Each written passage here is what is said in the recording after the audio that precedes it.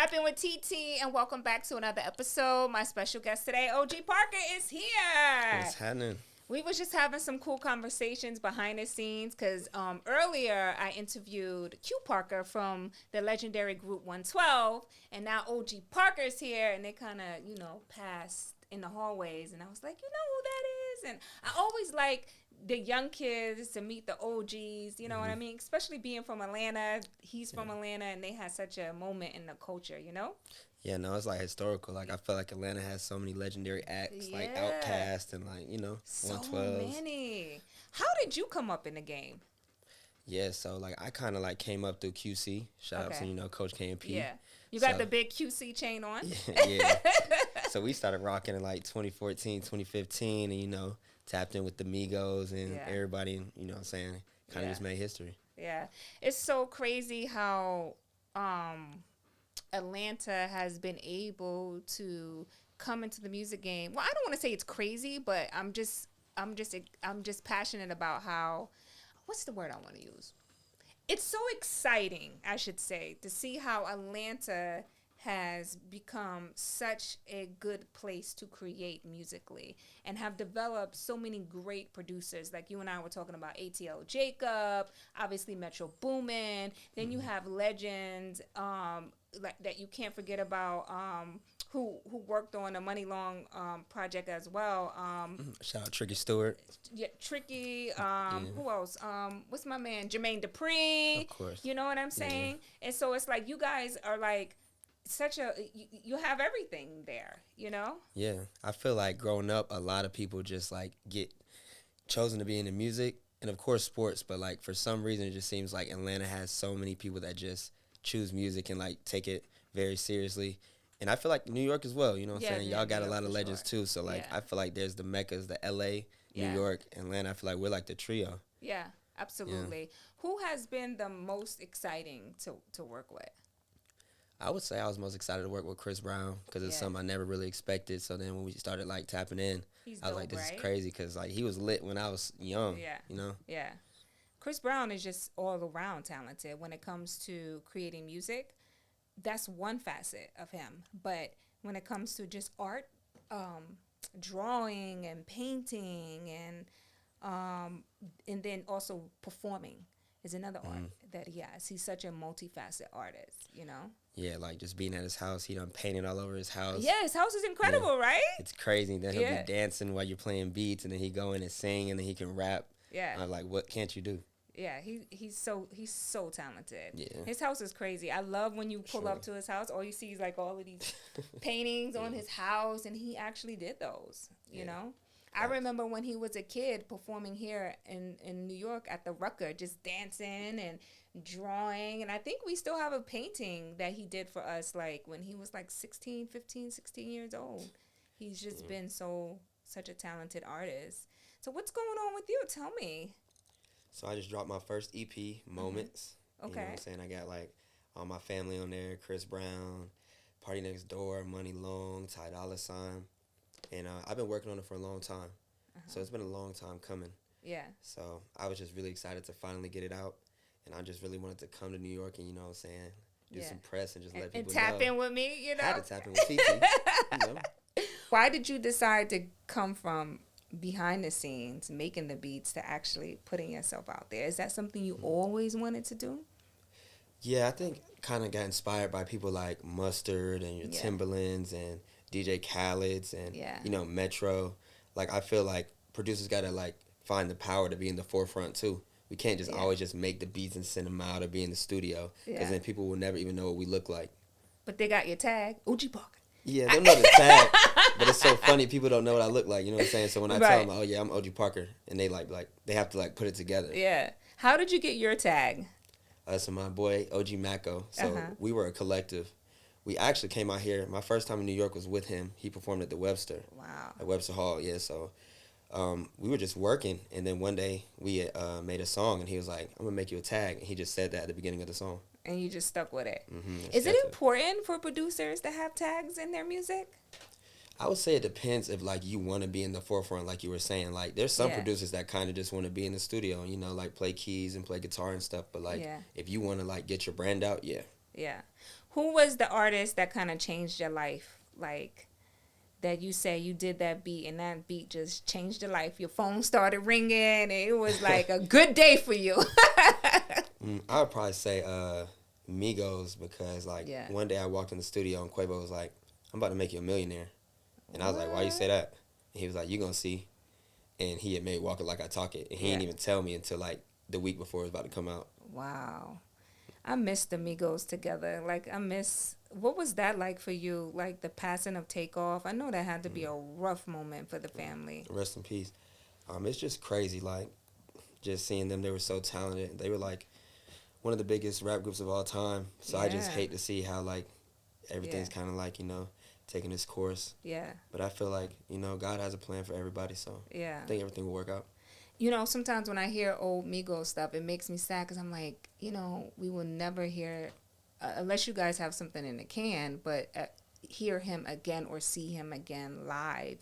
And he was my favorite out the group. Really?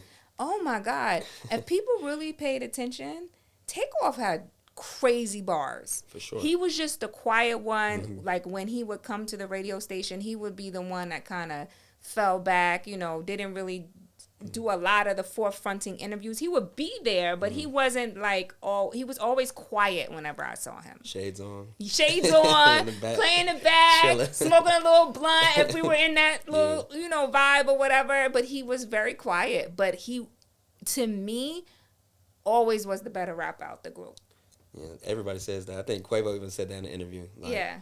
I mean, they can all spit, but like Takeoff is special, man. I can't believe it. Yeah. And I love that Quavo put up on his Instagram that him and Offset got on the phone with each other and they working that out.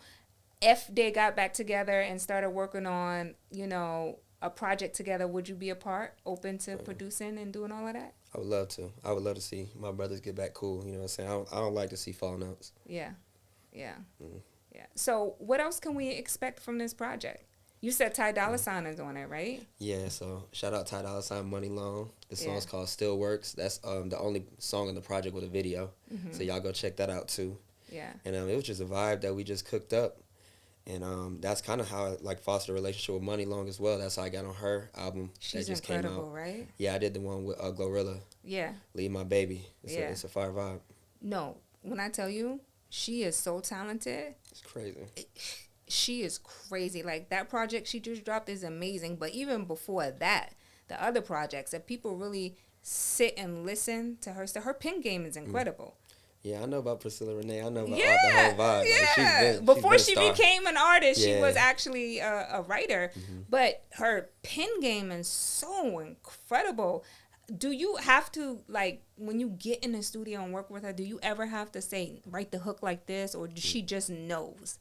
She knows. The last session we had, she was like, you know what? I want you to do a bridge. She was like, we got to bring these bridges back. So I had to do a whole bridge in the song and change it up. Yeah. Yeah, it's crazy. Like, she's very creative.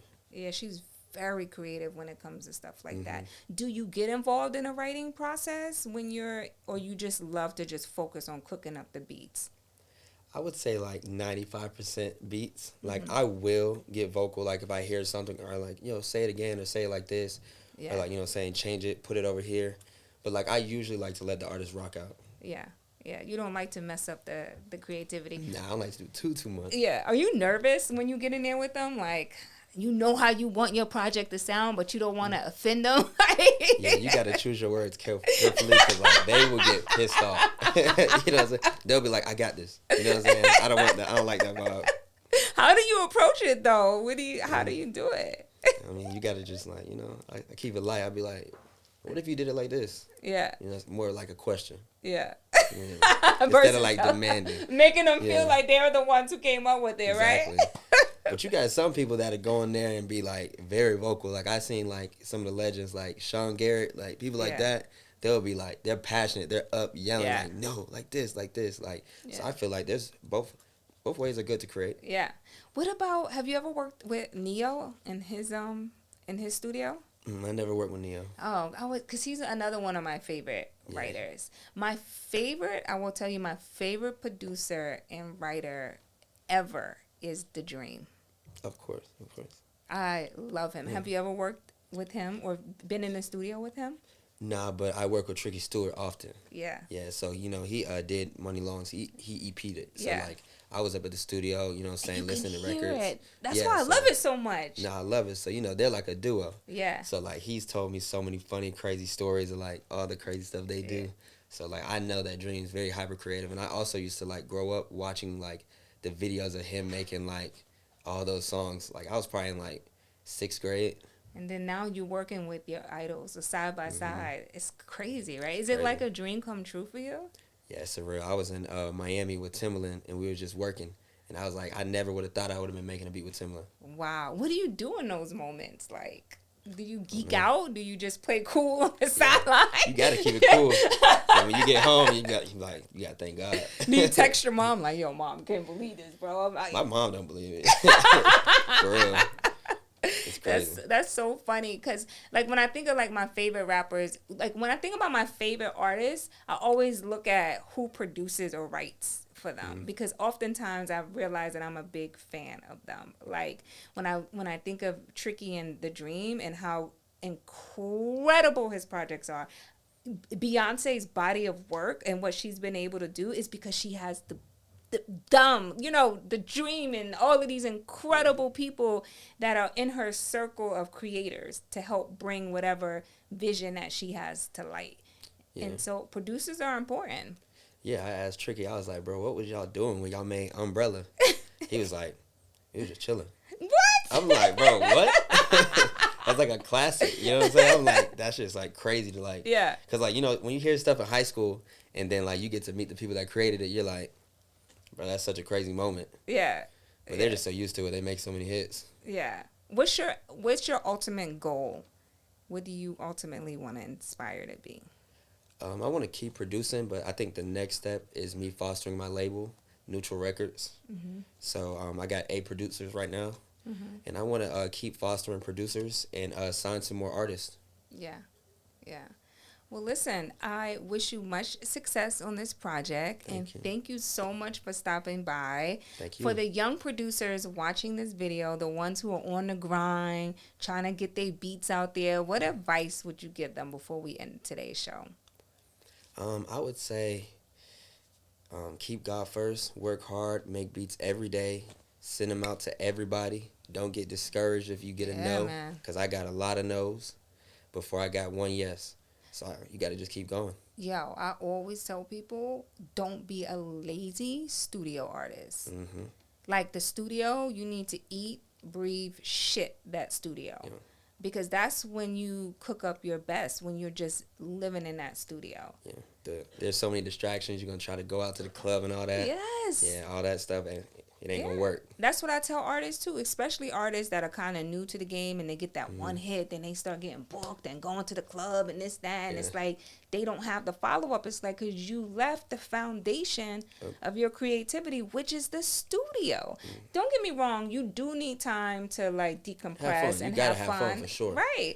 But that studio is so important to an artist's creativity. I used to sleep in the studio 2-3 days at a time. Yeah, it's very important. And it's also important to have mentors, too, that can walk you through, this business. Because producers, if you don't know the business, you can get robbed left and right. They'll take all the money. Right. You'll make a hit, and you'll be like, oh, I only own 2%? How? How, like, Sway? You get $10. So it's important for the business, too, right? Mm-hmm. Make sure you got a good manager, good lawyer. Yeah, absolutely. Well, it's OG Parker, everybody. The album, tell them all about it. All right. Make sure y'all go check out Moments EP. And y'all can follow me on Instagram and Twitter at OGXParker. All right. Moments, guys. Ty Dolla $ign is on the album. Money Long is on the album. Who else is on the album? Chris Brown, Chris Party Breezy. Next Door. Party Next Door. Party Next Door be cooking up some good stuff, too. Get y'all in the mood, ladies. So make sure you check it out. Facts. Moments available now on all streaming platforms. It's Tapping with TT. It's OG Parker. Thank you so much for tapping in today. Thank you.